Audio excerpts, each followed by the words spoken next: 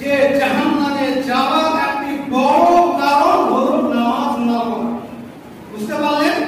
জাহান্নামে যাওয়ার বড় একটা কারণ হলো নামাজ না পড়া, অর্থাৎ বেনামাজি থাকা। কোথায় নিয়ে যাওয়া হবে? জাহান্নামের মধ্যে। আল্লাহু আকবার। কোন জাহান্নাম? যে জাহান্নাম সম্পর্কে বলতে পারে শুনলে রূহ খারাপ হয়ে যায়। একদিন হুজুর সাল্লাল্লাহু আলাইহি ওয়াসাল্লাম হযরত জিবরিলকে বলছেন, হে জিবরিল, তুমি একটু জাহান্নাম সম্পর্কে আমাকে কিছু বলো।